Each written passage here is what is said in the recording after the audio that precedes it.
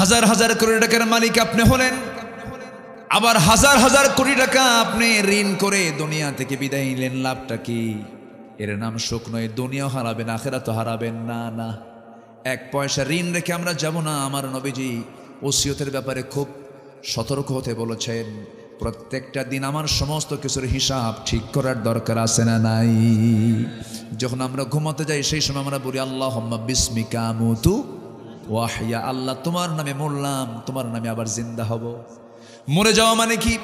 ওই ঘুমটা আমার জীবনের শেষ ঘুম হতে পারে, আর না উঠতে পারি। এজন্য বালিশের নিচে হিসাবগুলো রাখা দরকার। যেন বালিশ মরে যাওয়ার সঙ্গে সঙ্গে বালিশটা খুলেই যেন সব দেখতে পারে, এই যে আমার আমলনামা সব ঠিকঠাক করে দিও। এই জন্য আমরা এই দুনিয়াতে এসেছি, ক্ষণিক মেহমান হয়ে এসেছি। আমরা সঠিক মজবুত ঈমান নিয়ে আমরা বিদায় হতে চাই। জাহান্নাম যাওয়া যাবে না। জাহান্নাম যাওয়ার জন্য 9টা অপকর্মের একটা চিত্র আজকে চিত্রায়িত করছি। নাম্বার 1, আল্লাহ রাব্বুল আলামিন 1 নাম্বার বলছেন, ওই ব্যক্তিকে আমি আল্লাহ জাহান্নামের গর্তের মধ্যে ঢুকাবো যে বান্দা দুনিয়ার জীবনে নামাজকে নষ্ট করেছে।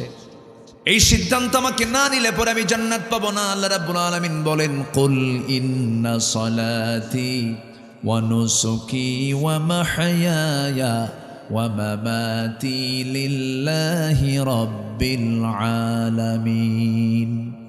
আমার সালাত, আমার কোরবানি, আমার জীবন, আমার মরণ সব হবে কার জন্য বলুন? আল্লাহর জন্য হতে হবে। আমার ভাইরা, সেই জন্য সব কিছু আল্লাহর সন্তুষ্টির জন্যই হতে হবে। নামাজটা আমার আপনার ছেড়ে দেওয়া যাবে না। নামাজ মূলত শুক্রবার না 5 ওয়াক্ত? বলেন 7 দিনে 1 দিন না 5 দিনে? দিনে 5 বার। দিনে কয়বার বলেন? 5 বার। 6 বার হলে আরো ভালো, 6 বার হলে আরো ভালো। 6 বার। আরেকটা ওয়াক্তের কথা বললাম, সে ওয়াক্তটা হলো একটা লম্বা সময়ের মাঝে একটা সময় যে বান্দার জীবনটা সাজানো গোছানো শেষ হওয়ার পরে অন্য কোনো কাজ করবে না, ঘুমিয়ে পড়বে। এই শীতের রাতে, রাতটা অনেক বড় লম্বা, আল্লাহ পাক বানিয়ে দিয়েছেন যেন তোর ঘুম শেষ হয়ে এক্সেস সময়টা সেজদায় পড়ে আমার কাছে কান্নাকাটি করতে পারিস। জোরে কোন সুবহানাল্লাহ। কোন সময়? তাহাজ্জুদ। আল্লাহ রাব্বুল আলামিন দুনিয়ার আকাশে চলে আসেন শেষ রাতে। ঠিক যে সময় আল্লাহ পাক দুনিয়ার আকাশে আসেন, শয়তান সেই সময় সব বান্দাগুলোর কানের কাছে আসে, শিওরে এসে বলে, ওয়াজ করে, আলাইকা লাইলুন তাবিল, আলাইকা লাইলুন তাবিল, তোর রাত অনেক লম্বা, ঘুমা। তোমার রাত বহু লম্বা, ঘুমাও ঘুমাও। মাথার চুলে হাত দেয়, ঘুমাও। বারবার বলতে থাকে। শেষ পর্যন্ত শয়তান 3টা গিট মেরে চলে যায়। এই 3টে গিট যদি কেউ ছুটাতে চাও, রাসূল বললেন 3টা কাজ করবা। 1 নাম্বার কাজ হলো, শয়তানের 3টা গিট ছুটাতে হলে প্রথমেই ঘুম থেকে গা ঝাড়া দিয়া আলহামদুলিল্লাহিল্লাযী আহইয়ানা বা'দা মা আমাতানা ওয়া ইলাইহিন নুশুর, এই দোয়া পড়ে যে বান্দা বসবে বিছানায়, একটা গিট ছুটে গেল। সুবহানাল্লাহ বলেন। আর থাকলো কয়টা? 2টা। সহিহ হাদিস, কিন্তু সিয়াসিত্তার হাদিস। 2 নাম্বার গিট যদি কেউ ছুটাতে চায়, বিছানা থেকে আস্তে করে উঠে চলে যাবে ওযুখানায়, ওযু বানাবে। ওযুর মধ্য দিয়ে আরেকটা গিট ছুটে গেল। বান্দা যখন হেঁটে হেঁটে যখন মসজিদের দিকে রওনা দেবে, নামাজে যখন দাঁড়ায়, নামাজে দাঁড়ানোর সঙ্গে সঙ্গে শয়তান লেজ গুটায় সেখান থেকে চলে যায়। 3টে গিট ছুটে গেল। 24 ঘন্টার মধ্যে শয়তান সেই বান্দার কাছে ওয়াসওয়াসা দেওয়ার সাহস পায় না। জোরে বলে সুবহানাল্লাহ। সবাইকে এই 3টে গিট ছুটাতে রাজি আছি? কোন সময় বলেন? কোন সময়? ওই শেষ রাত্রে। নামাজকে নষ্ট করা যাবে না। আমার নবীজির জীবনে 1 ওয়াক্ত নামাজ কাজা হয়েছিল এমন কোন রেকর্ড নাই। নামাজটাকে আমরা রেগুলার করব, নামাজটা আমরা পড়ব। আমার নবীজির সর্বশেষ নসিহা ছিল, সর্বশেষ কথোপকথন আমার রাসূল আম্মা জান আয়েশার সঙ্গে করেছেন, অন্য কিছু নয়, আমার উম্মতকে জানাইয়া দিবা তারা যেন 5 ওয়াক্ত নামাজ না ছেড়ে দেয়। জোরে বলি সুবহানাল্লাহ। নামাজ যার নাই তার জন্য রাসূল কি করবেন বলেন? যার জীবনে নামাজই নেই, রাসূল তার জন্য কি করবেন বলেন? আমার ভাইয়েরা, নামাজকে আমরা কখনো নষ্ট করব না। আল্লাহ রাব্বুল আলামিন বলেন, ও বান্দা তুমি কি জানো আমার আরশ আজিমের ছায়ায় তোমাকে জায়গা দিয়ে দেব। রাজুলুন কলবুহু মুআল্লাকুম বিল মাসাজিদ, রাজুলুন ইযা দাআতহু ইমরাতান যাতা হাসাবিন ওয়া জামালিন ইন্না খাফুল্লাহ। জোরে বলি আল্লাহু আকবার। ইমামুন আদিলুন শাবুন নাশা ফি ইবাদাতিল্লাহ। নেই বিচারপতিকে আমি আরশ আজিমের ছায়ায় জায়গা দেব। ওই যুবককে জায়গা দেব যে যুবকটা তার যৌবনকালটা আল্লাহর ইবাদতে কাটায়া দিয়েছে। নাম্বার 3 হলো ওই সমস্ত বান্দাকে আমি আল্লাহর শাজিমের ছায়ে জায়গা দেব যে বান্দার দিলটা সর্বক্ষণ লটকানো থাকে মসজিদের সাথে। আজান হবে কখন, মসজিদে যাব কখন, আজান হবে কখন, মসজিদে যাব কখন, এই পেরেশানি যার মধ্যে থাকে আল্লাহ নিজে বলছেন আমি তাকে আর শাজিমের ছায়ার মেহমান বানায়া নেব। ওই জান্নাতে যেতে হলে বলতে হবে আমার বউ শোনো, একসঙ্গে দুনিয়াতে একই ছাদের নিচে থাকলাম, দাম্পত্যময় জীবন আমরা আদান প্রদান করলাম, যৌবনটাকে আমরা আদান প্রদান করলাম, এক ঘরে কাটায় দিলাম, একসাথে একটা জীবন পাড়ি দিলাম। আমি চাই আমার স্ত্রী তোমার সঙ্গে আমরা দুজন মিলে একসঙ্গে জান্নাতে যেতে চাই। নামাজটা পড়ো, সুন্দর করে বুঝায় দিবেন, দর্সে হাদিস নিয়ে বসবেন, কোরআনের ক্লাস নিয়ে বসবেন। একদিন সূরা হুজরাত নিয়ে কথা বলবেন, আরেকদিন সূরা আহজাব নিয়ে কথা বলবেন, আরেকদিন সূরা নূর নিয়ে কথা বলবেন। সুন্দর করে একটা করে সূরা পড়বেন, একটা করে তাফসীর পড়বেন। বাড়িতে বাড়িতে একটা হাদিসকে সামনে নিয়ে আসবেন, চোখের পানি ফেলে ফেলে কাঁদবেন, দেখবেন আপনার ঘরটা জান্নাতের টুকরা হয়ে গেছে। সুন্দর করে বুঝাবেন, কে বলেছে শুনবে না কথা, সন্তানও শুনবে, সব শুনবে। মেয়েগুলোকে ডাক দিয়ে কাছে বসায় বলবেন, ই আমার কলিজার টুকরা মেয়েরা শোনো, তোমরা কি জানো মা একসঙ্গে একই সাথে থাকলাম, একসঙ্গে আমরা জান্নাতে গিয়ে আমরা শপিং করবো। জোরে কোন সুবহানাল্লাহ। জান্নাতে শপিং আছে, কিন্তু জান্নাতেও শপিং হবে, জান্নাতেও বাজার হবে, সেখানে বাজারে বসবে সব, সেখানে গিয়ে মিট হবে, দুনিয়ার বন্ধুদের অনেকের সঙ্গে দেখা হয়ে যাবে। এই জন্য সেই জান্নাতের বাজার কি সবাই করতে রাজি আছেন নাকি? একা একা করবেন না, পরিবার সহ করবেন। এই জন্য পরিবার সহ জাহান্নাম থেকে বাঁচার জন্য আল্লাহ রাব্বুল আলামিন নিজেই তাকিদ দিচ্ছেন, ইয়া আইয়ুহাল্লাযীনা আমানু কু আনফুসাকুম ওয়া আহলিকুম নারা। নিজে বাঁচো, তোমার পরিবারকে জাহান্নাম থেকে বাঁচাও। জাহান্নাম থেকে বাঁচানোর জন্য চেষ্টা করো, তোমার পরিবারকে, তোমার নিজকে জাহান্নাম থেকে বাঁচাও। সবচেয়ে বড় চ্যালেঞ্জ হলো যে কোনো মূল্যে হোক জাহান্নাম থেকে বেঁচে আমরা যেতে চাই কোথায়? জান্নাতে। কিন্তু রাস্তা যদি ভুল হয়ে যায় তাহলে তো জান্নাত পাবো না। রাস্তার লাইনটা ঠিক করতে হবে। সেই রাস্তার লাইনটা হলো কি? প্রত্যেক নামাজে, প্রত্যেক ওয়াক্তে, প্রত্যেক রাকাতে রাকাতে আমরা এই দোয়াটাই করি। সবাই সেই লাইনের জন্য আল্লাহর কাছে চাই। সবাই বলুন, ইহদিনাস সিরাতাল মুস্তাকিম। সিরাতুল মুস্তাকিম তুমি আল্লাহ আমারে দিয়ে দাও, সরল সঠিক পথ আমারে দিয়ে দাও। যে পথে তোমার চিরশান্তি, যে পথে জান্নাত, সেই পথ আমাকে দেখিয়ে দাও। এই দোয়াটা আমরা করি প্রত্যেক রাকাতে রাকাতে। কার কাছে? আল্লাহর কাছে আমরা করি। সেই লাইন আমাকে আপনাকে থাকতে হবে। জাহান্নামে কোনো মূল্যই হোক, জাহান্নাম থেকে বাঁচার জন্য আমাকে আপনাকে চেষ্টা করতে হবে। আল্লাহ রাব্বুল আলামিন বলছেন, তুমি নামাজ নষ্ট করবে, আমি তোমাকে জাহান্নামের গর্তের মধ্যে ফেলে দেব। আর হলো ওয়াত্তাবাউশ শাহাওয়াতি ফাসাউফা ইয়ালকাউনা গাইয়া। তুমি তোমার মন যা চায় তাই করবে, তা না। মন যা চায় তা করব না, আল্লাহ যা চান তা করব। বলেন বলেন বলেন, মন যা চায় তা না, আল্লাহ যা চান তা? আল্লাহ যা চান আমাকে তাই করতে। আমার কি মনের দাস? আমরা কি মনের দাস হব? বলেন, কার দাস হব আমরা? আল্লাহর দাস। মন যা চায় তা করা যাবে না। আল্লাহ রাব্বুল আলামিন বলেন, ইন্নাল্লাহা আসতাফা আদম ওয়া নূহা ওয়া আলা ইব্রাহিম ওয়া আলা ইমরান আলাল আলামিন। আল্লাহ রাব্বুল আলামিন গোটা বিশ্ববাসীর উপরে আলে ইমরান পরিবারকে বিশেষ মর্যাদা দিয়েছেন। অনেক বড় সম্মানিত তারা ছিলেন। বাবা একজন বিশেষ মানুষ ছিলেন, তার কলিজার টুকরা মেয়েও একজন বিশেষ মানুষ ছিলেন। তার নামে সূরার নামকরণ করা হয়েছে। যদিও মারিয়ামের জীবন নিয়ে আমার কোনো কথা বলার উদ্দেশ্য নয়, যেখান থেকে আমি কথা বলছি আল্লাহ পাক কোন কোন অপকর্মের জন্য বান্দাকে জাহান্নাম দিবেন সেই বিষয়ে আমি আজকে কিছু কথা বলতে চাই।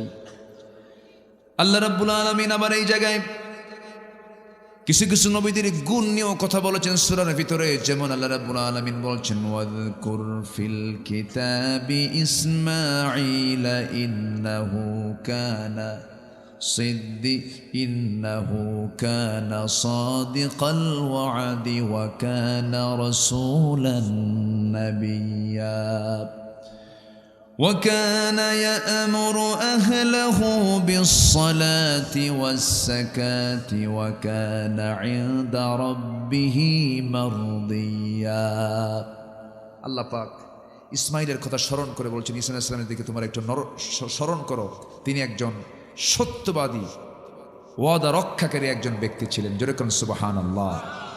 যিনি দাওয়াত দিয়েছেন, যিনি নির্দেশ দিয়েছেন তার পরিবারকে, তার কি পরিবারকে, তার পরিবারকে তিনি নির্দেশ দিয়েছেন সালাতের ব্যাপারে, যাকাতের ব্যাপারে। এই জন্য আমাদের দাওয়াতটা হবে আগে বাইরে না আগে ভিতরে? আগে বাইরে না ভিতরে? ভিতরে।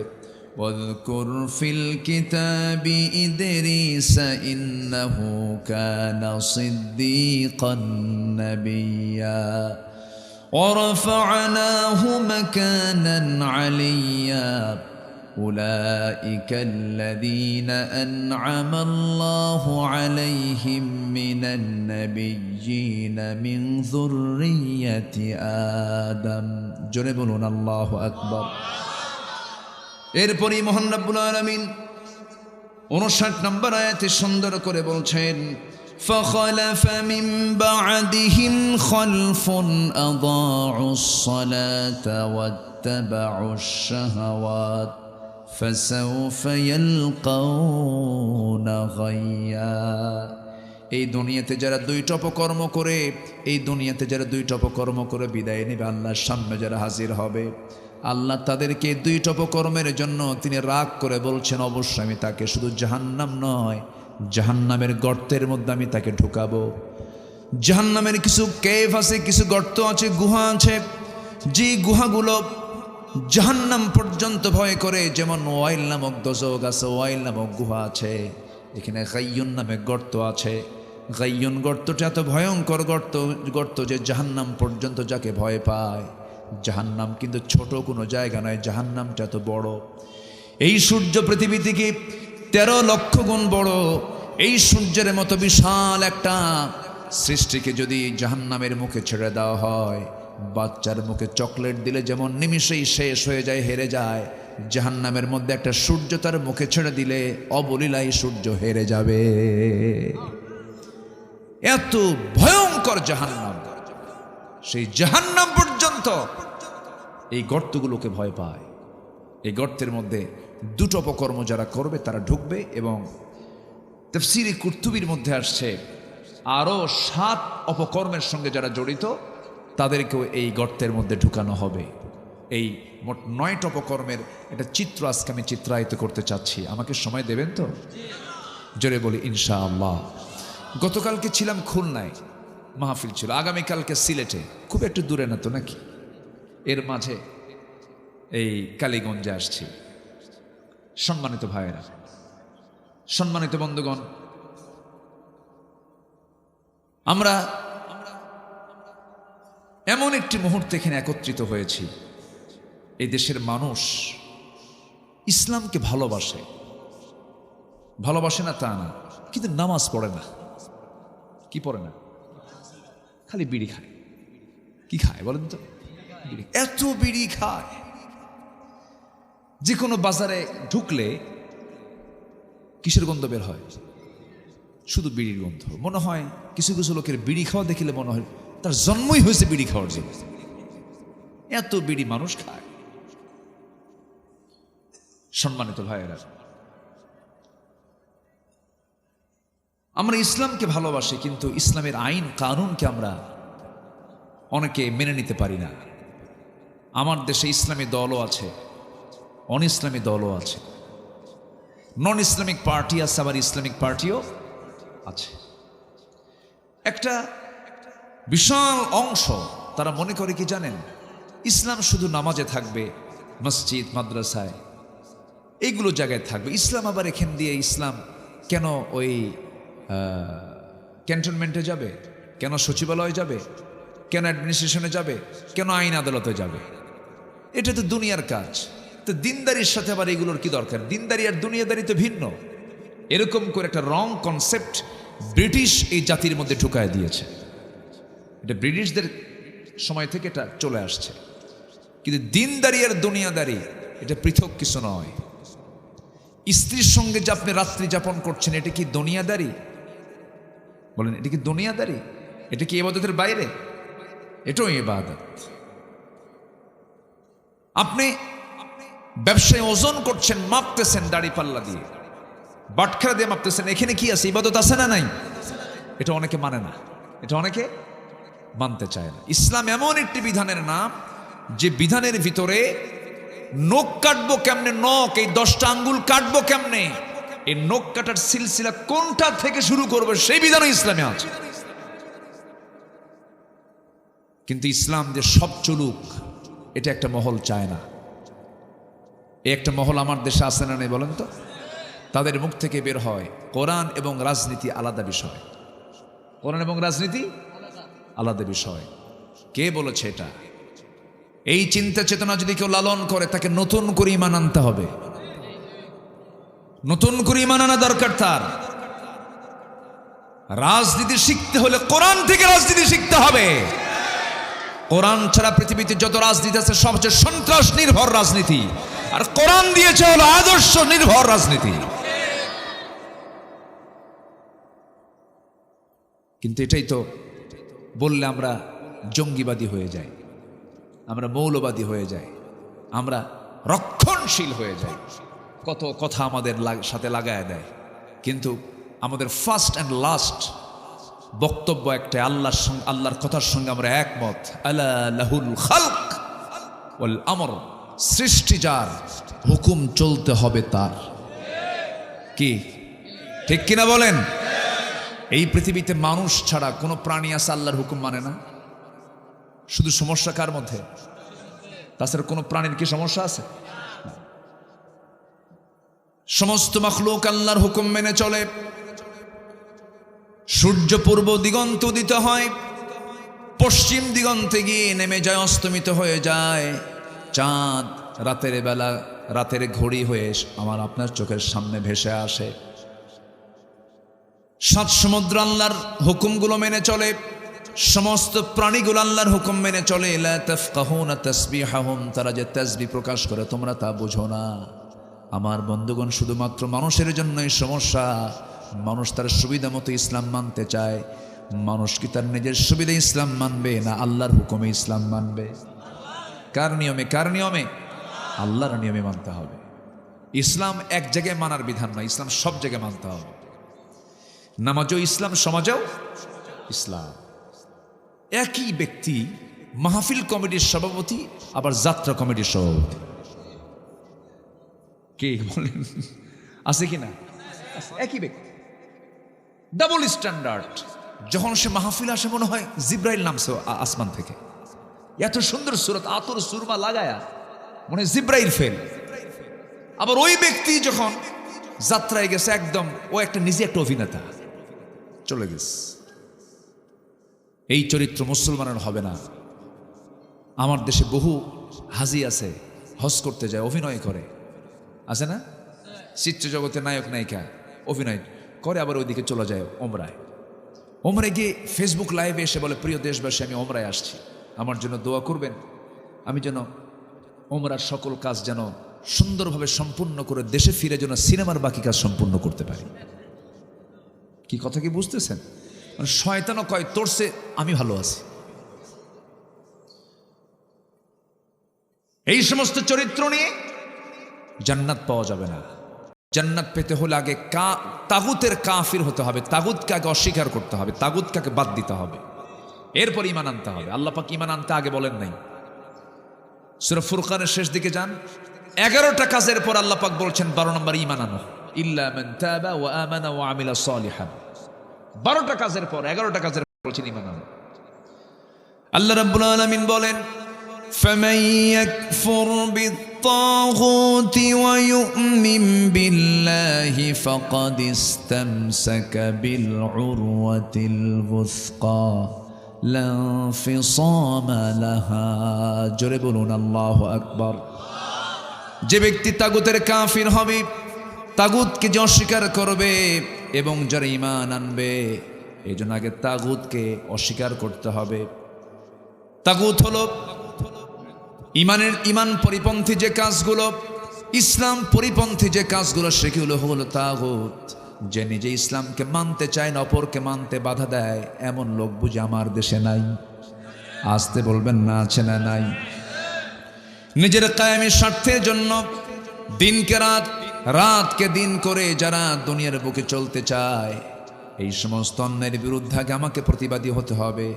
ওই চিন্তা চেতনাকে সম্পূর্ণ বর্জন করতে হবে, একদম নির্ভেজাল ঈমান আনতে হবে। আল্লাহ রাব্বুল আলামিন বলছেন, উদখুলু ফিস সিলমি কাফা ওয়ালা তাত্তাবিউ খুতুওয়াতিশ শাইতান। জোরে বলুন আল্লাহু আকবার।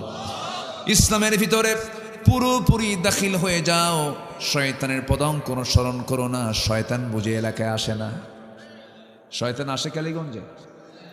না, একটু মনে হয় সেনে কম। হ্যাঁ,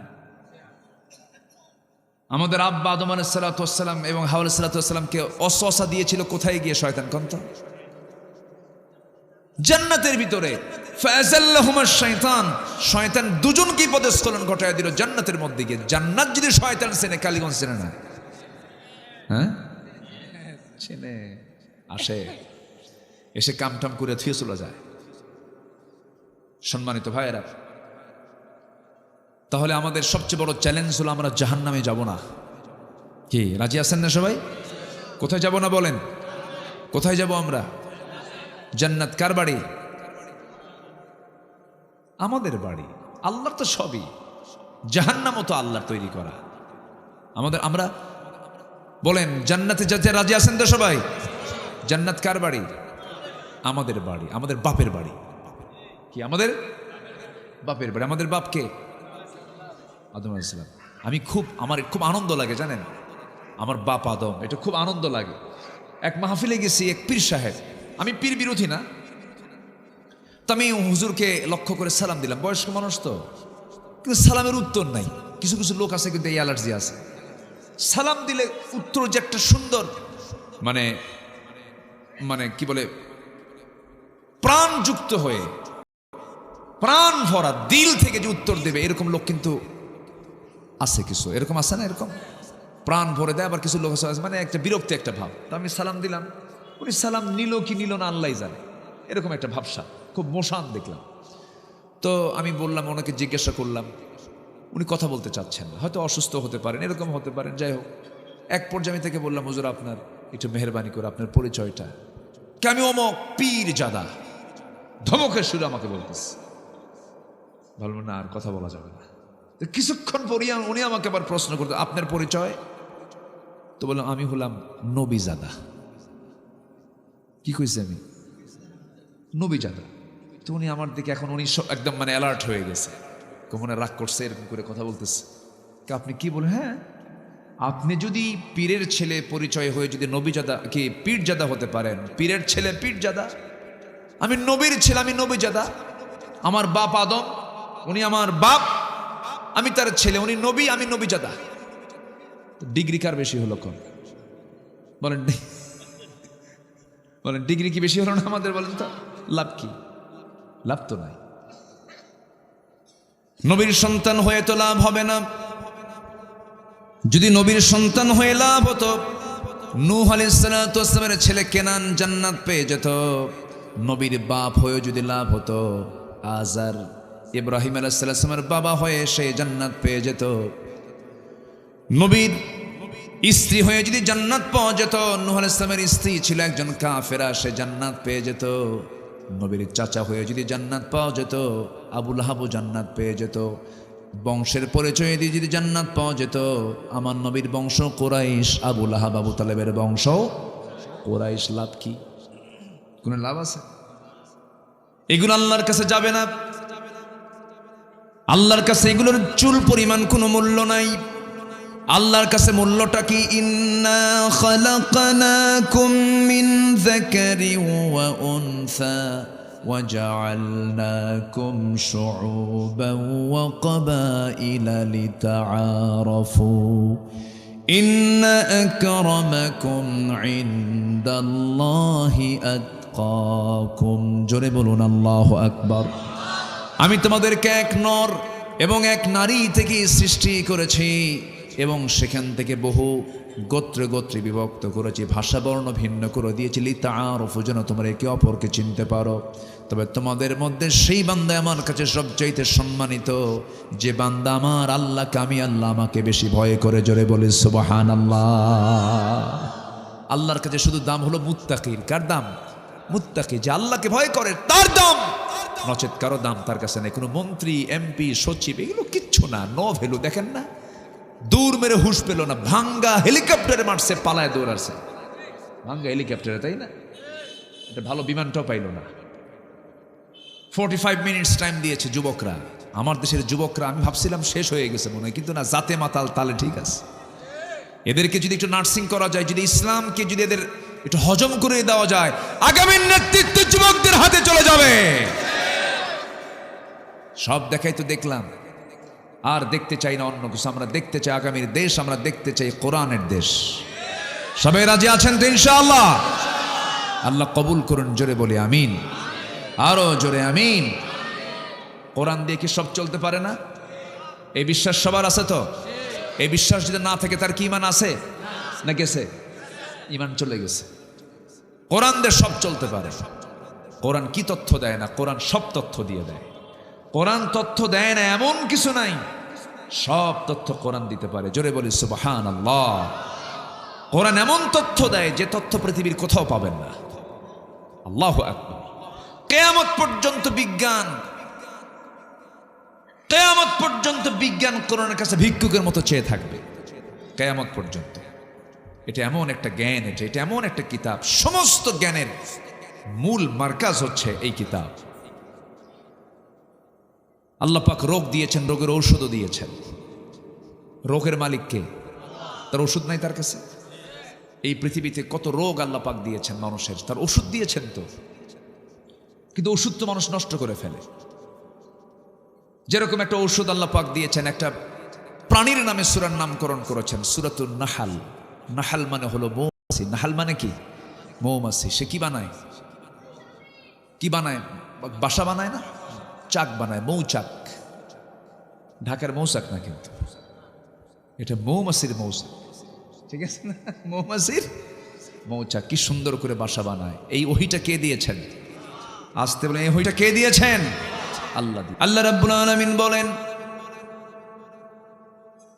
মহান রাব্বুল আলামিন সুন্দর করে বলছেন, ওয়া আওহা রাব্বুকা ইলান নাহলি আন ইত্তাখিযি মিনাল জিবালি বুয়ুতান ওয়া মিনাশ শাজারি ওয়া মিম্মা ইয়ারিশুন। জোরে বলুন আল্লাহু আকবার। আল্লাহ রাব্বুল আলামিন মৌমাছিকে ওহী দিলেন, পাহাড়ের পাদদেশে বাসা বানাও, এরপরে গাছের ডালে বাসা বানাও, মৌচাক সুন্দর করে বাসা বানায় ফেলো, এবং সেখানে তুমি সুন্দর করে মধুগুলো সংগ্রহ করো, মধুগুলো জমা করো, কারণ আমি আল্লাহ রাব্বুল আলামিন সমস্ত রোগের ঔষধ আমি এর মধ্যে রেখে দিয়েছি। কেমন করে তিনি ঔষধটা রেখে দিয়েছেন? কি দামি ঔষধ আল্লাহ রাব্বুল আলামিন এর মধ্যে দিয়ে দিয়েছেন, একটু গবেষণায় আজ সব বের হয়েছে। আরো কিয়ামত পর্যন্ত এই গবেষণা চলতেই থাকবে। 1973 সালে একজন বড় বিজ্ঞানী, অস্ট্রিয়ান একজন বিজ্ঞানী কার্ল ভন ফ্রিচ, সে একটা গবেষণা করে শুধু মৌচাকের, মৌমাছি নিয়ে গবেষণা করে সে নোবেল পুরস্কার পায়। 3টা তথ্য তিনি দিয়েছেন, কিন্তু 3টা তথ্য সব কোরআন আল্লাহ রাব্বুল আলামিন 1500 বছর আগেই দিয়েছেন। জোরে বলি সুবহানাল্লাহ। এর মধ্যে একটা তথ্য হলো, তিনি বলছেন কর্মী মৌমাছিগুলো, মৌচাক যেগুলো কন্ট্রোল করে, এগুলো হচ্ছে মহিলা মৌমাছি, female worker bee. Female worker bee. কর্মী মৌমাছিগুলো, মৌচাক যারা চালায়, রানী মৌমাছির কাজ এটা। আল্লাহ রাব্বুল আলামিন 1500 বছর আগেই বললেন, আনিত্তাখিযি মিনাল জিবালি বুয়ুতা। আলিম উলামা যারা আছেন এখানে মুয়ান্নাসের সিগা আসছে, এখানে রানী মৌমাছির কথা আল্লাহ রাব্বুল আলামিন বলেছেন, সুন্দর করে তুমি বাসা বানাও। ইঙ্গিতটা দিয়েছেন পুরুষ মৌমাছিকে না রানী মৌমাছিকে? রানী মৌমাছিকে। নাম্বার 2 হলো, আল্লাহ রাব্বুল আলামিন বিজ্ঞান বলতেছে যখন একটা কর্মী মৌমাছি নতুন ফুলের বাগান বা উদ্যান খুঁজে পায়, তখন স্বর্ণ মৌমাছিদের সঠিক পথের দিক নির্দেশনা দিয়ে দেয়। এটাকে ওই বিজ্ঞানী বলছেন ওয়াগাল ড্যান্স, যা বিশ্বব্যাপী সাড়া ফেলে। আল্লাহ রাব্বুল আলামিন এই কথাটা ১৫০০ বছর আগে সুন্দর করে কোরআনে বলে দিয়েছেন। জোরে বলে সুবহানাল্লাহ। এখন বলুন, এই সমস্ত বিজ্ঞান যে তারা গবেষণা করেছে না কোরআন থেকে ধার নিয়েছে? ধার তো নিয়েছে, ওখান থেকে গবেষণা করেছে কোরআনকে। ثم كلي من كل الثمرات فاسلكي سبل ربك ذللا। জোরে বলুন আল্লাহু আকবার। এখানেই শেষ নয়।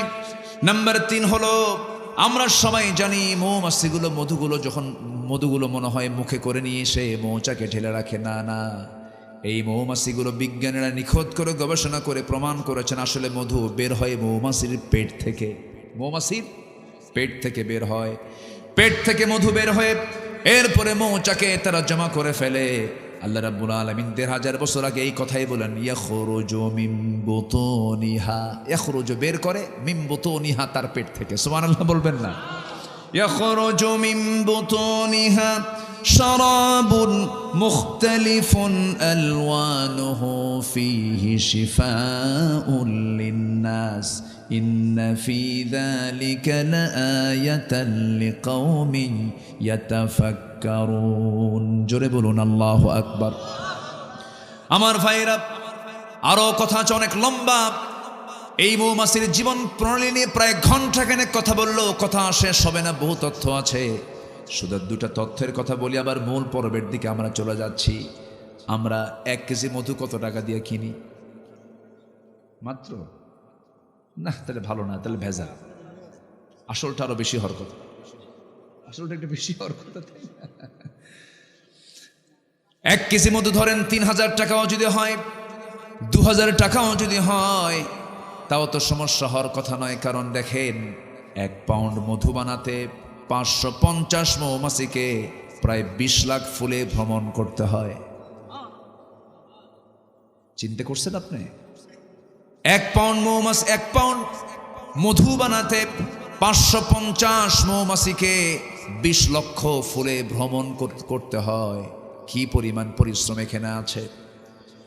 যেখানে একটা কর্মী মৌমাছিকে ৮০,০০০ কিলোমিটার অতিক্রম করতে হয়, একটা গবেষণায় চলে আসছে 1 পাউন্ড মধু তৈরি করতে মৌমাছিগুলোকে প্রায় গড়ে 14.5 লাখ কিলোমিটার পথ পাড়ি দিতে হয়, যা দিয়ে গোটা পৃথিবীকে 3 বার ঘোরা সম্ভব। কি ২০০০ টাকা কেজি? এখন কোন না, আমার কথা কি বুঝতেছেন আপনারা? তাহলে এটার কোনো মূল্য আমরা দিতে পারবো বলেন? এটা যদি কোনো মানুষকে দেওয়া হতো দায়িত্ব যে মধুগুলো বানা, মৌমাছির ডিপার্টমেন্ট দেখেন, সে 14.5 লক্ষ কিলোমিটার পথ পাড়ি দিয়ে 1 পাউন্ড মধু আনতেছে আপনার মৌচাকে। আল্লাহু আকবার বলে। কি আল্লাহ আছেন তো নাকি? আল্লাহ কি আমাদের দেখেন? অবশ্যই দেখেন, অবশ্যই তিনি দেখেন। আমার বন্ধুগণ, আবার এই মৌচাকের ভিতরে একটা তাপমাত্রা আছে স্বাভাবিক 35 ডিগ্রি সেলসিয়াস তাপমাত্রা।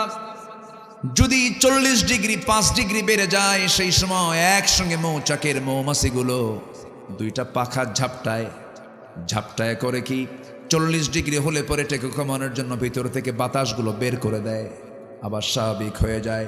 আবার যখন একদম কমে যাচ্ছে, 30 ডিগ্রি আসতেছে, তবুও সমস্যা, মধুগুলো নষ্ট হয়ে যাবে, সঙ্গে সঙ্গে পাখাটা উল্টায় দিয়ে আবার বাহির থেকে বাতাস ঢুকায় নেয়। যেরকম সুবহানাল্লাহ। একবার ঢুকায়, একবার বের করে। কে চালান?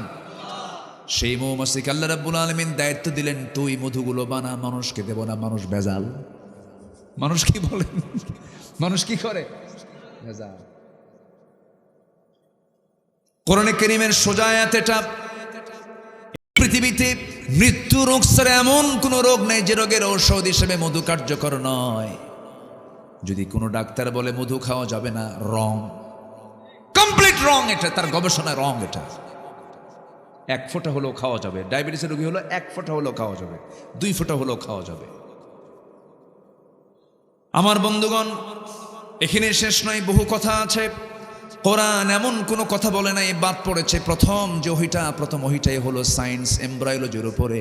ইকরা বিসমি রাব্বিকাল্লাযী খালাক খালাকাল ইনসানা মিন আলাক ইকরা ওয়া রাব্বুকাল আকরামুল্লাযী আল্লামা বিল কলম আল্লামাল ইনসানা মা লাম ইয়ালাম।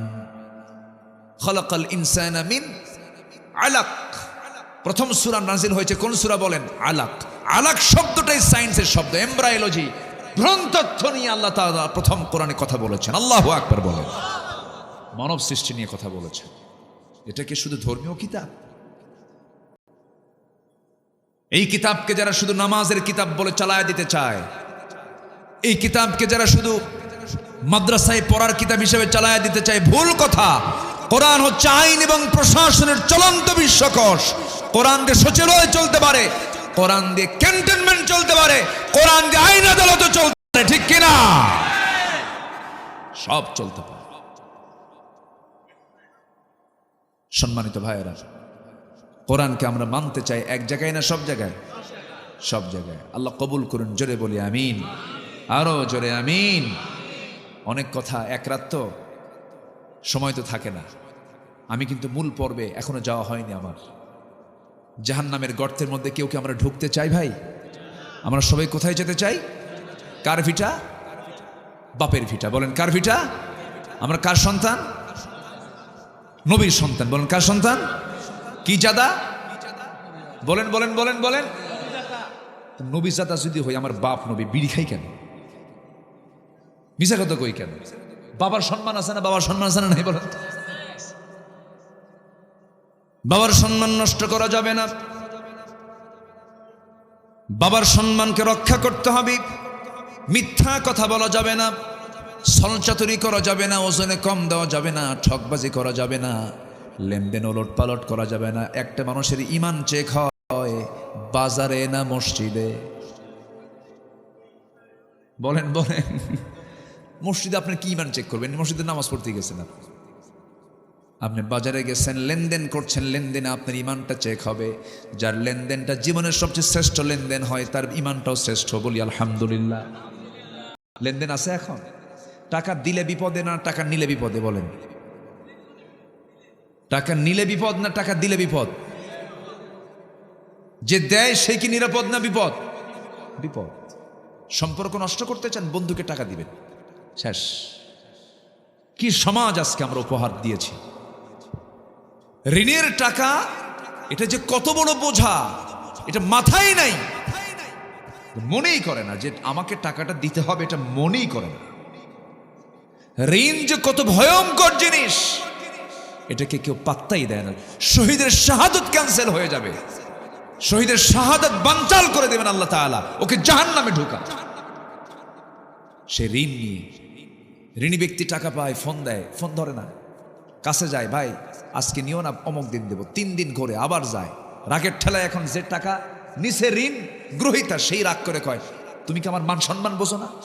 দেখছেন, মানে উল্টা কথা ওরে ঝাড়ে। তুমি কি আমার মান সম্মান বোঝো না? মানুষের সামনে টাকা চাও। রাগের ঠেলায় এখন যে টাকা পায়, যে ঋণদাতা, যে সে রাগের ঠেলায় বলে, যা, তোর কাছ থেকে আর টাকা কোনোদিন চাবই না, তোর টাকা হাসরের দিন তুলে নেবো, যা। মনে মনে করে লম্বা ডেট পাইলাম। কি কি কথা কি বুঝতেছেন আপনারা? আছে কি না বলেন? আছে কি না? নামাজও পড়ে কিন্তু হাজার হাজার কোটি টাকার মালিক, আবার ওইদিকে হাজার হাজার কোটি টাকার ব্যাংকে লোন। আবার লেখা থাকে কি কি লেখা থাকে? কাদেরকে বয়কট করুন না, ওই যে ঋণ খেলাপি, যারা ঋণ খেলাপিদের কি করুন? বয়কট করুন। উনি তো ব্যাংকার, উনি ব্যাংকে চাকরি করেছে, লেখা থাকে প্রত্যেকটা খামে ঋণ খেলাপিদের বয়কট করুন। হাজার হাজার কোটি টাকার মালিক আপনি হলেন, আবার হাজার হাজার কোটি টাকা আপনি ঋণ করে দুনিয়া থেকে বিদায় নিলেন, লাভটা কি? এর নাম সুখ নয়। দুনিয়াও হারাবেন, আখিরাতও হারাবেন। না না, এক পয়সা ঋণ রেখে আমরা যাব না। আমার নবীজি ওসিয়তের ব্যাপারে খুব সতর্ক হতে বলেছেন। প্রত্যেকটা দিন আমার সমস্ত কিছুর হিসাব ঠিক করার দরকার আছে না নাই? যখন আমরা ঘুমাতে যাই সেই সময় আমরা বলি আল্লাহুম্মা বিসমিকা আমুতু ওয়া আহইয়া, আল্লাহ তোমার নামে মরলাম, তোমার নামে আবার জিন্দা হব। মরে যাওয়া মানে কি? ওই ঘুমটা আমার জীবনের শেষ ঘুম হতে পারে, আর না উঠতে পারি। এজন্য বালিশের নিচে হিসাবগুলো রাখা দরকার। যেন বালিশ মরে যাওয়ার সঙ্গে সঙ্গে বালিশটা খুলেই যেন সব দেখতে পারে, এই যে আমার আমলনামা সব ঠিকঠাক করে দিও। আমার বন্ধুগণ, এই জন্য আমরা এই দুনিয়াতে এসেছি, ক্ষণিক মেহমান হয়ে এসেছি। আমরা সঠিক মজবুত ঈমান নিয়ে আমরা বিদায় হতে চাই। জাহান্নাম যাওয়া যাবে না। জাহান্নাম যাওয়ার জন্য 9টা অপকর্মের একটা চিত্র আজকে চিত্রায়িত করছি। নাম্বার 1, আল্লাহ রাব্বুল আলামিন 1 নাম্বার বলছেন, ওই ব্যক্তিকে আমি আল্লাহ জাহান্নামের গর্তের মধ্যে ঢুকাবো যে বান্দা দুনিয়ার জীবনে নামাজকে নষ্ট করেছে। কি নষ্ট করেছে? এদেশে সবচেয়ে কি নষ্ট বিষয় হয়? কেউ কিছু কয়? কেউ কিছু কয় না। রাষ্ট্র যদি ইসলাম থাকতো পিটাইয়া নামাজ পড়াতো। ওই যে বাচ্চা ওষুধ খায় না, বাচ্চা কি করে? বাচ্চার মা কি করে? বাচ্চা ওষুধ খায় না, বলে বাবা খা, খা বাবা, তোর অসুখ তো, তুই খা, তোর 104 ডিগ্রি হয়ে গেল, এরপরও খায় না। তখন কি করে? হাত পা জোর করে ধুইরা শক্ত করে মুখের মধ্যে ঢুকায় দিয়ে কয় খা। বলেন এতে কি মায়ের মহাব্বত কমছে না বাড়ছে?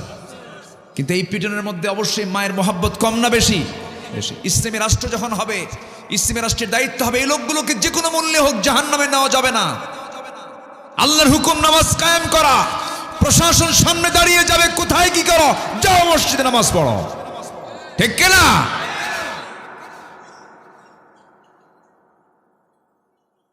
কিন্তু কে বলবে? কে নামাজের কথা বলবে? যে নামাজের কথা বলবে যে নেতা, ও নিজেই তো নামাজ পড়ে না, গাঁজা খায় শীত হয়ে পড়ে থাকে। রাতের বেলা মদের বোতল নিয়ে বসে থাকে কারা? নারীগুলোকে নিয়ে বোট ক্লাবে বসে থাকে কারা? ওই বোট ক্লাবের যে অপকর্মগুলো তাদের সঙ্গে কারা জড়িত?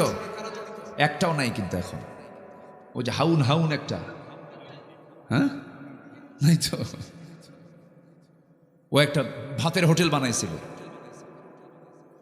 মন যা চেয়েছে তাই করেছে। ওয়ালাকুম ফিহা মা তাশতাহি আনফুসুকুম, ওরা দুনিয়া কি জান্নাত বানায় ফেলছে। এখন আর খুঁজে পাওয়া যাচ্ছে না। 16 বছর ধরে এক নেতাকে দেখেছি, শুধু একটাই বক্তব্য, ওই নোয়াখালী বাড়ি, মাইক পাইলেই খালি বলতো খেলা হবে। প্রতিবন্ধী নেতা, প্রতিবন্ধী নেতা। এটা মানুষ এত নিচে নামে, মানুষ এত জঘন্য হয়। 20 কোটি জাতির নেতৃত্ব আপনি দিলেন, মুখ থেকে ভালো কথা বের করতে পারলেন না। সম্মানিত বন্ধুগণ, আমাদের সবচেয়ে বড় টার্গেট হলো আমাকে জাহান্নাম যাওয়া যাবে না। আমার চলা, আমার ফেরা, আমার দল, আমার বন্ধু, আমার সবকিছু হতে হবে জান্নাত কেন্দ্রিক। কি কেন্দ্রিক বলেন? জান্নাত কেন্দ্রিক। বন্ধু জান্নাতের জন্য কাজে লাগে, দল জান্নাতের জন্য কাজে লাগে, আমার কাজকর্ম জান্নাতের জন্য কাজে লাগে। আমার কথা কি বুঝে আসতেছে আপনাদের? সমস্ত কিছুর মূল লক্ষ্য হতে হবে জান্নাত। কারণ আমি এই সিদ্ধান্ত আমাকে না নিলে পরে আমি জান্নাত পাবো না। আল্লাহ রাব্বুল আলামিন বলেন, কুল ইন্না সলাতি ওয়া নুসুকি ওয়া মাহইয়ায়া ওয়া মামাতি লিল্লাহি রাব্বিল আলামিন। আমার সালাত, আমার কোরবানি, আমার জীবন, আমার মরণ সব হবে কার জন্য বলুন? আল্লাহর জন্য হতে হবে। আমার ভাইরা সেই জন্য সব কিছু আল্লাহর সন্তুষ্টির জন্যই হতে হবে। নামাজটা আমার আপনার ছেড়ে দেওয়া যাবে না। নামাজ মূলত শুক্রবার না 5 ওয়াক্ত? বলেন 7 দিনে 1 দিন না 5 দিনে? দিনে 5 বার। দিনে কয়বার বলেন? 5 বার। 6 বার হলে আরো ভালো, 6 বার হলে আরো ভালো। 6 বার। আরেকটা ওয়াক্তের কথা বললাম, সে ওয়াক্তটা হলো একটা লম্বা সময়ের মাঝে একটা সময়, যে বান্দার জীবনটা সাজানো গোছানো শেষার পরে অন্য কোনো কাজ করবে না, ঘুমিয়ে পড়বে। এই শীতের রাতে, রাতটা অনেক বড় লম্বা, আল্লাহ পাক বানিয়ে দিয়েছেন যেন তোর ঘুম শেষ হয়ে এক্সেস সময়টা সেজদায় পড়ে আমার কাছে কান্নাকাটি করতে পারিস। জোরে কোন সুবহানাল্লাহ। কোন সময়? তাহাজ্জুদ। আল্লাহ রাব্বুল আলামিন দুনিয়ার আকাশে চলে আসেন কোন সময়? দুপুরে, বিকেলে, সন্ধ্যায়? সকালে কোন সময়? শেষ রাত্রে। আর ওই সময় আকাম কুকাম কম হয় না বেশি হয়? বলেন বলেন। আকাম কুকামগুলো 10 বদমাইশরা করে কোন সময় বেশি বলেন? ওই শেষ রাত্রের দিকে। কেন করে জানেন? শয়তান ওই সময় ওয়াজ করতে আসে, হাদিসে আসছে। শয়তান কি করে? শেষ রাতে ঠিক যে সময় আল্লাহ পাক দুনিয়ার আকাশে আসেন, শয়তান সেই সময় সব বান্দাগুলোর কানের কাছে আসে, শিওরে এসে বলে, ওয়াজ করে, আলাইকা লাইলুন তাবিল, আলাইকা লাইলুন তাবিল, তোর রাত অনেক লম্বা, ঘুমা, তোমার রাত বহু লম্বা, ঘুমাও ঘুমাও। মাথার চুলে হাত দেয়, ঘুমাও, বারবার বলতে থাকে। শেষ পর্যন্ত শয়তান 3টা গিট মেরে চলে যায়। এই 3টে গিট যদি কেউ ছুটাতে চাও, রাসূল বললেন 3টা কাজ করবা। 1 নাম্বার কাজ হলো, শয়তানের 3টা গিট ছুটাতে হলে প্রথমেই ঘুম থেকে গা ঝাড়া দিয়া আলহামদুলিল্লাহিল্লাযী আহইয়ানা বা'দা মা আমাতানা ওয়া ইলাইহিন নুশুর, এই দোয়া পড়ে যে বান্দা বসবে বিছানায়, একটা গিট ছুটে গেল। সুবহানাল্লাহ বলেন। আর থাকলো কয়টা? 2টা। সহিহ হাদিস, কিন্তু সিয়াসিত্তের হাদিস। 2 নম্বর গিট যদি কেউ ছুটাতে চায়, বিছানা থেকে আস্তে করে উঠে চলে যাবে ওযুখানায়, ওযু বানাবে। ওযুর মধ্য দিয়ে আরেকটা গিট ছুটে গেল। বান্দা যখন হেঁটে হেঁটে যখন মসজিদের দিকে রওনা দেবে, নামাজে যখন দাঁড়ায়, নামাজে দাঁড়ানোর সঙ্গে সঙ্গে শয়তান লেজ গুটায় সেখান থেকে চলে যায়। 3টা গিট ছুটে গেল। 24 ঘন্টার মধ্যে শয়তান সেই বান্দার কাছে ওয়াসওয়াসা দেওয়ার সাহস পায় না। জোরে বলে সুবহানাল্লাহ। সবাইকে এই 3টা গিট ছুটাতে রাজি আছি? কোন সময় বলেন? কোন সময়? ওই শেষ রাত্রে। নামাজকে নষ্ট করা যাবে না। আমার নবীজির জীবনে 1 ওয়াক্ত নামাজ কাজা হয়েছিল এমন কোন রেকর্ড নাই। নামাজটাকে আমরা রেগুলার করব, নামাজটা আমরা পড়ব। আমার নবীজির সর্বশেষ নসিহা ছিল, সর্বশেষ কথোপকথন আমার রাসূল আম্মা জান আয়েশার সঙ্গে করেছেন, অন্য কিছু নয়, আমার উম্মতকে জানাইয়া দিবা তারা যেন 5 ওয়াক্ত নামাজ না ছেড়ে দেয়। জোরে বলি সুবহানাল্লাহ। নামাজ যার নাই তার জন্য রাসূল কি করবেন বলেন? যার জীবনে নামাজই নেই, রাসূল তার জন্য কি করবেন বলেন? আমার ভাইয়েরা, নামাজকে আমরা কখনো নষ্ট করব না। আল্লাহ রাব্বুল আলামিন বলেন, ও বান্দা তুমি কি জানো আমার আরশ আসিমের ছায়ায় তোমাকে জায়গা দিয়ে দেব। রাজুলুন কলবুহু মুআল্লাকুম বিল মাসাজিদ, রাজুলুন ইযা দাআতহু ইমরাতান যাত হাসাবিন ওয়া জামালিন ইন্না খাফুল্লাহ। জোরে বলি আল্লাহু আকবার। ইমামুন আদিলুন শাবুন নাশা ফি ইবাদাতিল্লাহ। নেই বিচারপতিকে আমি আরশ আসিমের ছায়ায় জায়গা দেব। ওই যুবককে জায়গা দেব যে যুবকটা তার যৌবনকালটা আল্লাহর ইবাদতে কাটায়া দিয়েছে। নাম্বার 3 হলো, ওই সমস্ত বান্দাকে আমি আল্লাহর শাসিমের ছায়ায় জায়গা দেব যে বান্দার দিলটা সর্বক্ষণ লটকানো থাকে মসজিদের সাথে। আজান হবে কখন, মসজিদে যাব কখন, আজান হবে কখন, মসজিদে যাব কখন, এই পেরেশানি যার মধ্যে থাকে, আল্লাহ নিজে বলছেন আমি তাকে আর শাসিমের ছায়ার মেহমান বানায়া নেব। কত বড় দামি অফার! আর শাসিম কয় তলায় আছে? আর শাসিম কি 3 মাইল দূরে? হ্যাঁ, কয় আকাশ উপরে বলেন? 7 আকাশের উপরে। কয় আকাশ? আমরা কয় আকাশ দেখি? কি আকাশ দেখতে কেমন? নীল না, আসলে আকাশ দেখতে নীল না। ওয়াস-সামা'i যাতির রাজা, ওয়াস-সামা'i যাতির রাজা। আকাশের কালার মূলত নীল নয়, এটার কালার একমাত্র জানেন তিনি কে? আল্লাহ। ব্লু স্কাই আমরা বলি শুধু। সম্মানিত ভাইয়েরা, এই আকাশে কেউ যেতে পারছেন? বলেন, কেউ যেতে পারছেন আপনারা? কেউ কি পৃথিবীর কোনো মানুষ যেতে পেরেছে? শুধু একজন গিয়েছেন, তিনি হচ্ছেন মুহাম্মদুর রাসূলুল্লাহ। মুহাম্মদুর রাসূলুল্লাহ। আমরা যেখানে বসে আছি এখান থেকে আকাশ যে কত দূর, এটা আমরা কোনোদিন বের করতে পারবো না। শুধু আমরা দেখি মানুষ একটু চাঁদের দেশে গেছিল। চাঁদ তো সবচেয়ে কাছাকাছি একটা অঞ্চল। চাঁদের দেশে 1970 সালে নীল আর্মস্ট্রংরা গিয়েছেন। মঙ্গল গ্রহে মানুষ গেছে। এখন মানুষ যদি চিন্তা করে সূর্যের কাছে তার যাওয়া সম্ভব না, লক্ষ লক্ষ ডিগ্রি সেলসিয়াস তার তাপমাত্রা, সূর্যের কাছে তার যাওয়া সম্ভব না। এখন মানুষ যদি মনে করে চাঁদ দেখলাম, মঙ্গল গ্রহ দেখলাম, একটু তারকা দেখব, যে তারকাগুলো আকাশে আমরা মিটি মিটি করে জ্বলতে দেখি জোনাকির মতো, এই তারকাগুলো কত বড় জানেন? এই সূর্য পৃথিবী থেকে 13 লক্ষ গুণ বড়। ওই সূর্যের চাইতে এক একটা তারকা, ব্যাটেল জয়িস তারকা 33 কোটি গুণ বড়। জোরে বলি সুবহানাল্লাহ, আল্লাহু আকবার বলেন। একটা তারকা বললাম, এরকম কি একটা তারকা আকাশে? কোটি কোটি গ্যালাক্সি আছে, সেই গ্যালাক্সির মধ্যে আবার কোটি কোটি তারকা আল্লাহ পাক সাজায় রেখেছেন। এই মহাশূন্যের কথা বলছি, কিন্তু আকাশে যাই নাই, শুধু মহাশূন্যের কথা বললাম। পৃথিবীর সবচেয়ে নিকটবর্তী তারকা হলো প্রক্সিমা সেন্ট্রাই।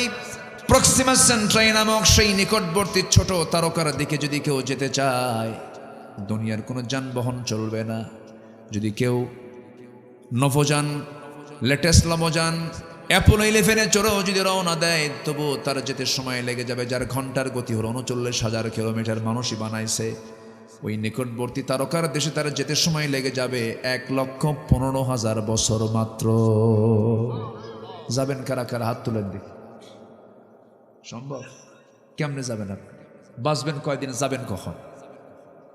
আর আল্লাহ বলছেন, বান্দা তুমি কি জানো? শুধু সেজদা দাও শেষ রাত্রে, নামাজে হাজির হও, আমি আল্লাহ তোমাকে 7 আকাশের উপরে তুলে আরশ আজিমের ছায়ার মেহমান বানায় নেব। এরপরও নামাজ পড়ে না। এরপরও আচ্ছা, বউ যদি নামাজ না পড়ে কি করবেন? কম পাশেই তো আসছে, মায়ের আসছে না মাহফিলে, বলেন আপনার বউ নামাজ পড়ে না, কি করবেন? হ্যাঁ, তাও কামা একজন কইছে পিটাবো, যে কইছে পিটাবো মনে বিয়ে করে নাই। বউ পেটা এত সহজ? যে স্বামী বউকে ভয় করে না, তার তো সংসারই হবে না। এই বউ ভয় করেন না?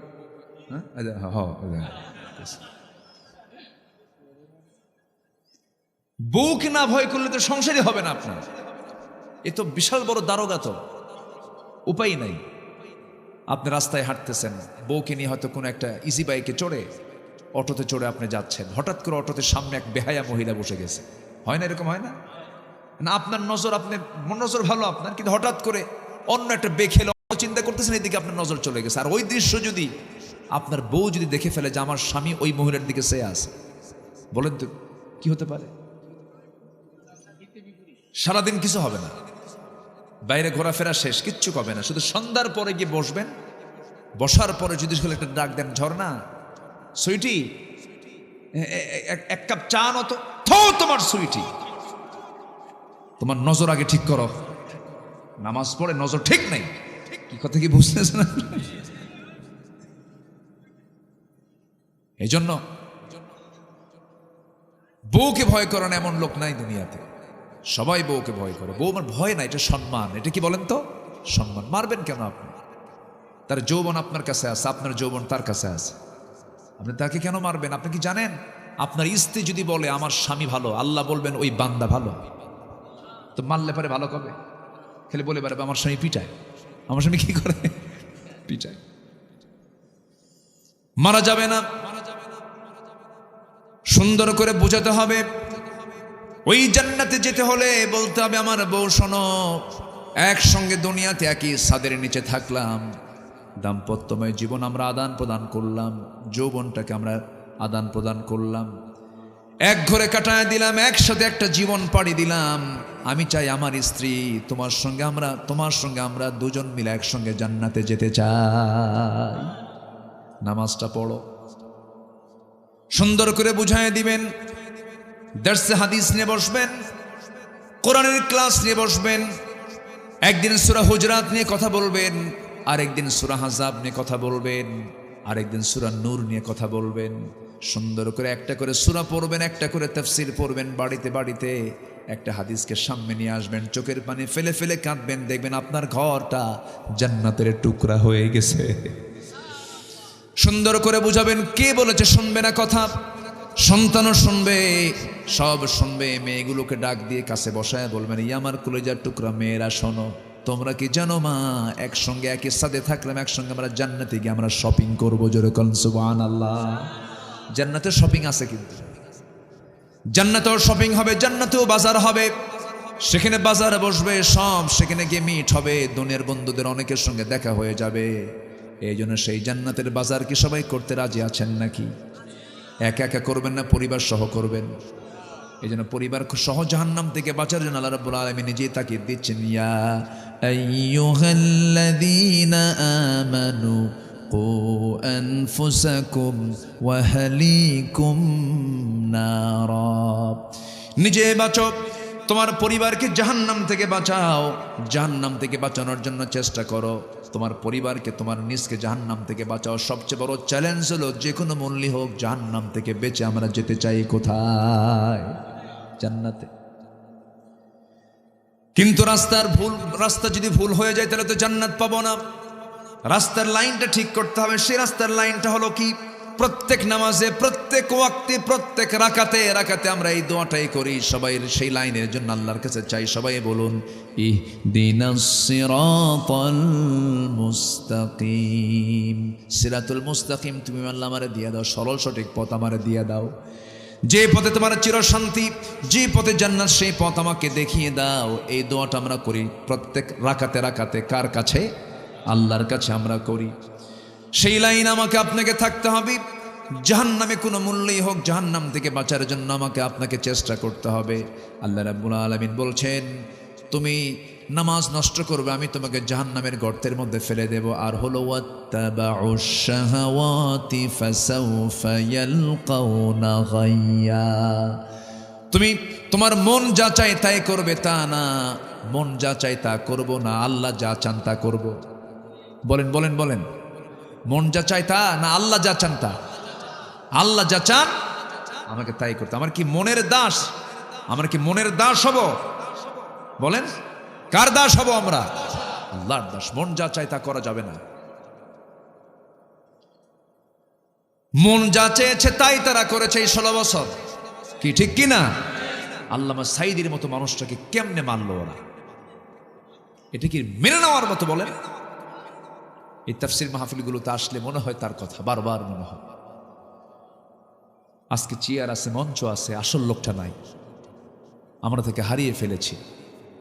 আমাদের মাঝ থেকে তাকে ষড়যন্ত্র করে হত্যা করে আমাদের মাঝ থেকে মাইনাস করে দেওয়া হয়েছে। সম্মানিত ভাইয়েরা, আমার স্পষ্ট ভাষায় জানান দিতে চাই, আল্লামা সাইদির খুনের সাথে যারা জড়িত, অবিলম্বে তাদেরকে গ্রেফতার করে চূড়ান্ত শাস্তি নিশ্চিত করা হোক। সব বিচারের আগে এই কিংবদন্তির হত্যার বিচার আমার বাংলার জমিনে হওয়া দরকার। এটা কম বড় অপূরণীয় ক্ষতি হয়েছে জাতির, অপূরণীয় ক্ষতি। চুল পরিমাণ কোনো মায়া দয়া মনই তো নাই, ওদের হৃদয় আছে। হৃদয় থাকলে তো এরকম করতো না।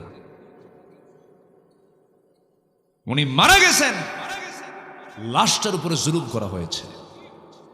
গতকালকে আমি খুলনার মাহফিলে বলেছি, আপনার এই খুলনাকে আল্লামা সাইদি খুব ভালোবাসতেন। উনি চেয়েছিলেন আমার খুলনাতে আমার কবর হোক। উনি ওসিয়ত করেছেন, তার ওসিয়তটা রক্ষা করা হয়নি। মিন বাদি ওয়াসিয়াতিন, কোরআন শরীফের একটা হুকুম, ওসিয়ত আগে পূরণ করতে হয়, এটাও তাকে করতে দেওয়া হয় নাই। সম্মানিত ভাইয়েরা, রাগ করতেছেন নাকি আপনারা? কথাগুলো কি বলার দরকার আছে? তাহলে মন যা চায় না, আল্লাহ যা চান। নামাজ কয় ওয়াক্ত পড়বো আমরা? নিজে না পরিবারকে? সবাইকে নিয়ে। শুধু একা বাঁচবো আমরা? পরিবারকে সহ বাঁচাবো। জোরে বলি ইনশাআল্লাহ।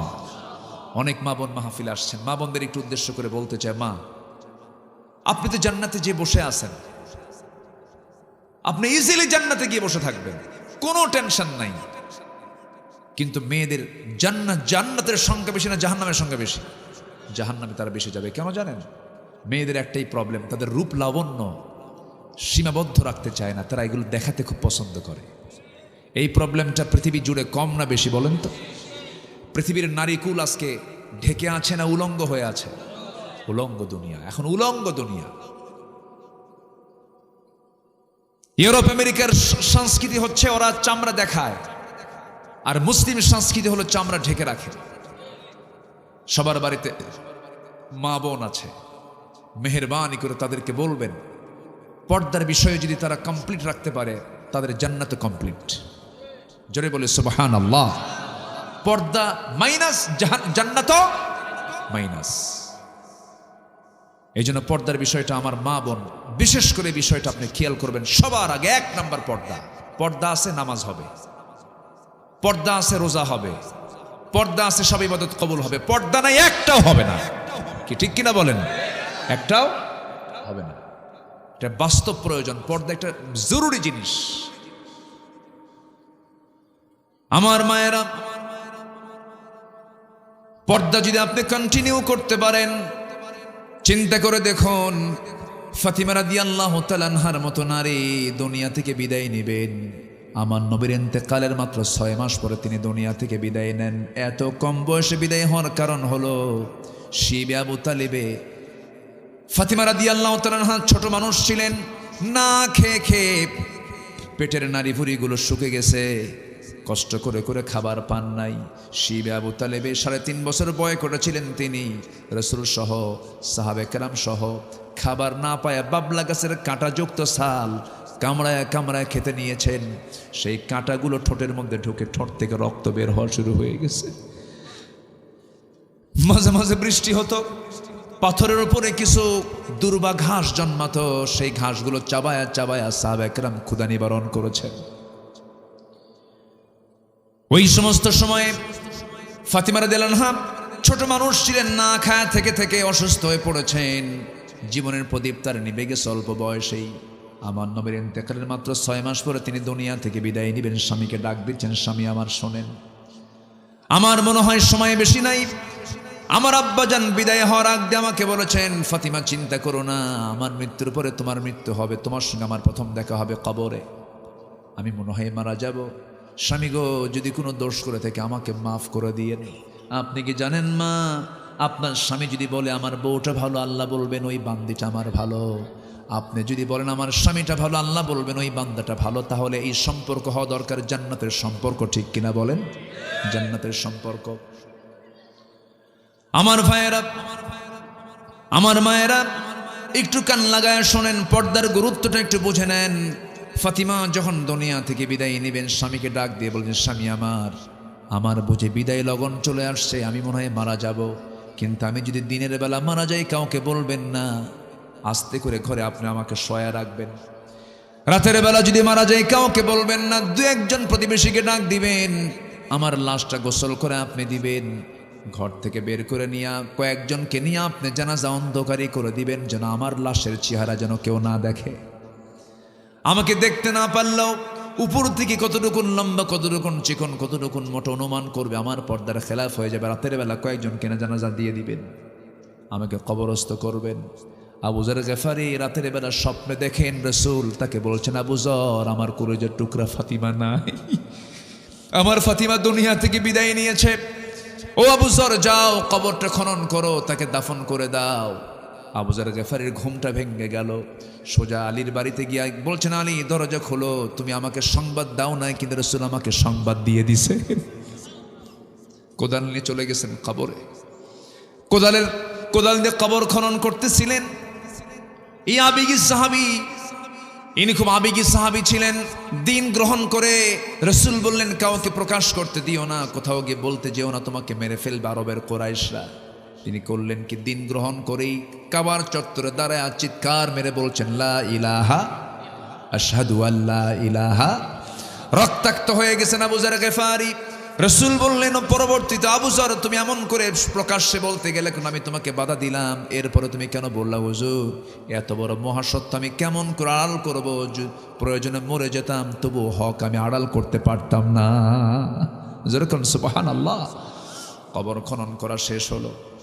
কবর খনন করে সেখান থেকে বের হয়ে আসলেন, আবেগ আপ্লুত হয়ে। কবর তো কথা বলে না, কবরকে লক্ষ্য করে শুধু বলতেছেন, কবর রে, আজকে তোর মধ্যে যাকে রাখতেছি সে কিন্তু সাধারণ কোনো নারী না, হাসান হোসেনের মা, কলিজার টুকরা, বিশ্বনবীর একমাত্র কলিজার টুকরা মেয়ে, জান্নাতের সমস্ত মহিলাদের সর্দারিনী খাতুনে জান্নাত ফাতিমা। খবরদার, কবর, এই মহিলার সাথে অসম্মান আচরণ করা যাবে না। কিন্তু আবেগ আপ্লুত হয়ে কথাগুলো বলছেন। ভেতর থেকে তার কানে আওয়াজ আসলো, এগুলো কোনো কিছু আমি জানবো না, চিনবো না, বুঝবো না। আমল যদি ভালো হয় ভালো কথা, আমল যদি খারাপ হয় কবর তার আসল আচরণটা দেখায় দেবে। এক প্রান্তের মাটি অপর প্রান্তে যাবে, অপর প্রান্তের মাটি অপর প্রান্তে গিয়ে সব একাকার হয়ে যাবে। এই জন্য আমার বন্ধুগণ, সেই কবরের সবাইকে আমাকে আপনাকে যেতে হবে। আমার মা, আপনি আপনার জীবনটাকে সুন্দর করে সাজানোর আগে 1 নাম্বার হলো আপনার চামড়াটা কারো কাছে দেখাবেন না, আপনার সৌন্দর্য কাউকে দেখাবেন না স্বামী ছাড়া। পর্দা কমপ্লিট করবেন, আপনার জন্য জান্নাত কমপ্লিট হয়ে যাবে। জোরে বলে সুবহানাল্লাহ। আমার বন্ধুগণ, ওয়াত্তাবাউশ শাহাওয়াত, মন যা চায় তা করা যাবে না। যদি করে ফেলেন ফাসাউফা ইয়ালকাউনা গাইয়া, তাকে জাহান্নামের গর্তের মধ্যে ফেলে দিবেন। তিনি আমার কে বলেন? আল্লাহ রাব্বুল আলামিন। আমার ভাইয়েরা, এছাড়াও আরো 6 শ্রেণীকে 7 শ্রেণীকে মহান রাব্বুল আলামিন জাহান্নামের গর্তের মধ্যে ফেলে দিবেন। নাম্বার 1 হলো, ওই দুটো তো চলেই গেল, যারা নফসের দাসত্ব করবে, যারা নামাজ নষ্ট করবে। এখন আসেন যারা জেনা করবে, জেনা করে করে বুড়া হয়ে গেছে, জেনা ছাড়ে না, বুড়া জেনা কার আছে না নাই? আর শাইখুজ জানি, তাদেরকে আল্লাহ রাব্বুল আলামিন জাহান্নামের গর্তের মধ্যে ফেলবেন। যে মদ্যপান করতে করতে বুড়া হয়ে গেছে, চোখ বের হয়ে আসে, তবুও মদ খাওয়া ছাড়ে না, তাকে আল্লাহ রাব্বুল আলামিন গর্তের মধ্যে ফেলবেন। নাম্বার 3 হলো সুদখোর, যে সুদ খেতে খেতে পাকা হয়ে গেছে, সুদ খাওয়া ছাড়ে না। এই সুদের কারবার বুঝি কালীগঞ্জ উপজেলায় নাই? তাহলে ওয়াজ করার দরকার নাই? হ্যাঁ, দরকার কি? বলবো?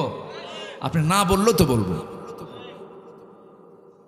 জি, সুদের কাছে যাওয়া যাবে না। সুদ খেলে ওই গর্তের মধ্যে ঢুকাবেন। তিনি কে? নাম্বার 4 হলো, যে সন্তান তার পিতামাতার অবাধ্য, বাপ মাকে ভাত দেয় না, এমন সন্তান বুঝি কালীগঞ্জে নাই? বাপ মাকে দেখে না, বাপ মার সম্মান করে না, এমন সন্তান কিন্তু বহু আছে, শুধু কালীগঞ্জ না, গোটা দেশেই আছে। এর মূল কারণ হলো সুশিক্ষার বড় অভাব। একটা জাতি শিক্ষিত হয়েছে, ডাক্তার হয়েছে, ইঞ্জিনিয়ার হয়েছে, কিন্তু বাপ মার সেবার জ্ঞান অর্জন করে নাই। এই গাজীপুর একটা নোংরা জায়গা, আমি এটাকে নোংরাই বলবো। শুধুমাত্র আমাদের ব্যর্থতার কারণে এটা তৈরি হয়েছে, বৃদ্ধাশ্রম তৈরি হয়েছে। ঠিক আছে না? এটা কি মুসলিম কালচার? এটা আমেরিকা হতে পারে, কারণ সে দেশে বাপের পরিচয় নাই, বুড়া মানুষ থাকবে কই? ইউরোপ হতে পারে, তার বাবার পরিচয় নেই, কারণ পৃথিবীর ম্যাক্সিমাম সন্তান হলো জারজ। ম্যাক্সিমাম সন্তান কি? জারজ। জরিপ আসছে তাই, ম্যাক্সিমাম সন্তানগুলো জারজ। হতে পারে ইউরোপ আমেরিকা এরকম ধরনের কিছু, কিন্তু আমার দেশে পিতার পরিচয় আছে না নাই? পিতা তোমার, তুমি বুড়ো বয়সে তুমি কেন বৃদ্ধাশ্রমে রেখে আসবা? তুমি বাপ মার কুপুত্র, কুসন্তান তুমি। আমাকে অনেকে বলে আমি বৃদ্ধাশ্রম গড়ে তুলব। কেন? বৃদ্ধাশ্রমের কালচার না করে বরঞ্চ সামাজিকভাবে প্রতিরোধ গড়ে তোলো। কোন সন্তান বাপ মাকে ভাত দেন, ওকে বয়কট করো। কে ঠিক কিনা? বয়কট করো। কষ্ট পাচ্ছেন মনে হয়। নাম্বার 5 হলো, যে মিথ্যা সাক্ষী দেবে। কি সাক্ষী দেবে? মিথ্যা সাক্ষী যারা দেবে, কারণ মিথ্যা সাক্ষীর ফলাফলটা ভয়ঙ্কর হয়। একটা ভালো মানুষের বড় বিপদ হয়ে যায় মিথ্যা সাক্ষীর কারণে। আল্লাহ বলছেন, মিথ্যা সাক্ষীকে আমি আল্লাহ রাব্বুল আলামিন জাহান্নাম শুধু নয়, তাকে গর্তের মধ্যে ঢুকায়া ছাড়বো। বড় বড় গুনাহ এগুলো। সর্বশেষ হলো, যে নারী অপরের সন্তানকে স্বামীর সন্তান বলে চালায়া দেয়। আমার দেশেও কিন্তু বহু জারজ সন্তান আছে, স্বামী একজন আর সন্তান আরেকজনের আছে। কিন্তু আছে না নাই? যদিও ডিএনএ টেস্টের যুগ এখন, কিন্তু টেস্ট করবে কে? টেস্ট করতে গিয়ে ধরা খাবে। স্বামীও বিপদে পড়বে, বউ বিপদে পড়বে। থাক, যা আছে থাক। কি ঠিক আছে না? চেয়ারম্যান তো, উনি বোঝে সব কিছু।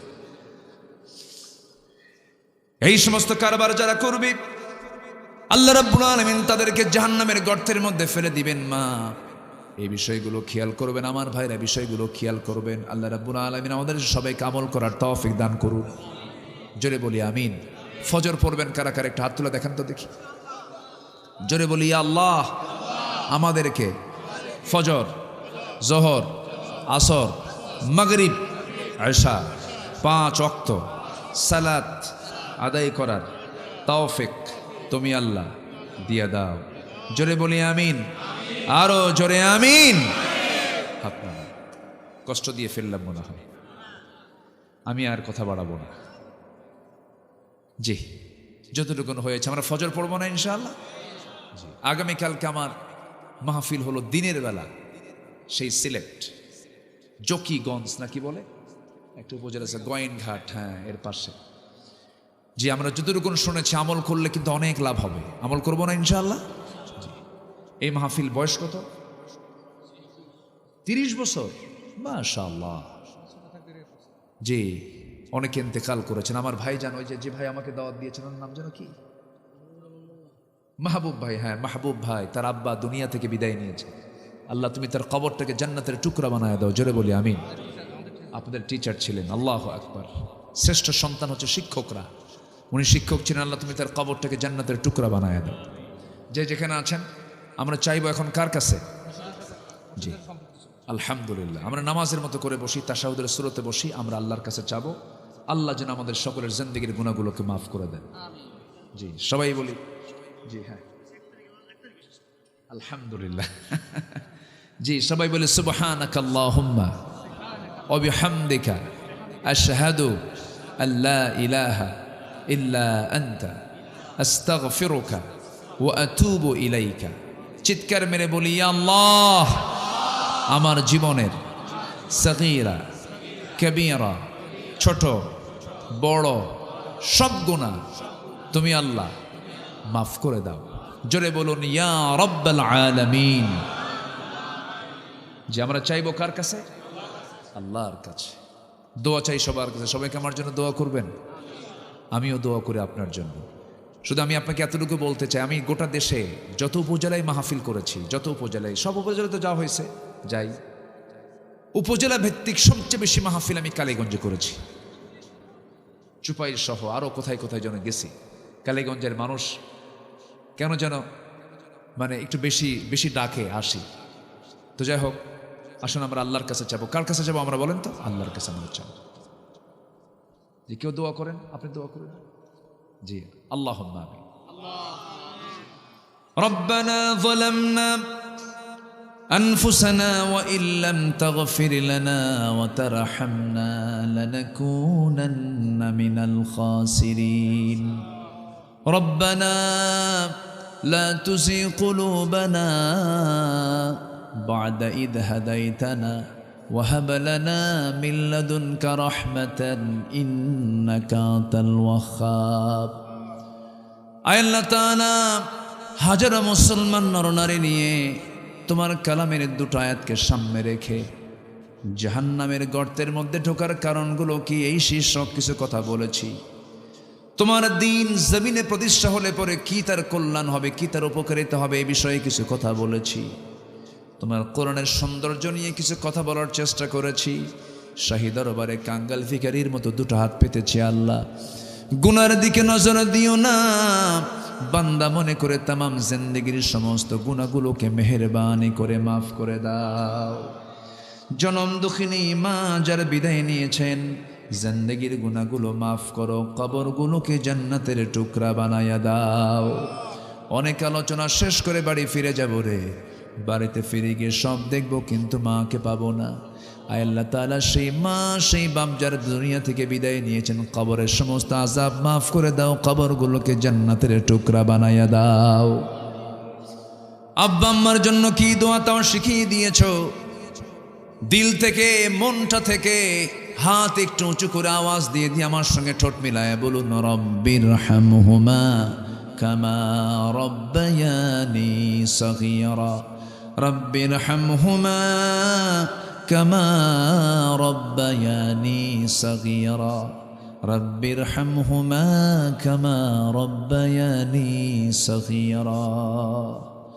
আল্লাহ তাআলা বিশেষ করে এই মাহফিলের আয়োজন যারা করলেন, শোনার জন্য দূর দূরান্ত থেকে যারা আসলেন, বিনিময়ে কিয়ামতের কঠিন ময়দান যেদিন কেউ কাউকে চিনবে না, এমনকি মা সন্তানকে পর্যন্ত স্বীকার করে বসবে, সেই কঠিন মুসিবতের দিনে মাহফিল সবার জন্য নাজাতের মাধ্যম তুমি আল্লাহ বানায়া দিও।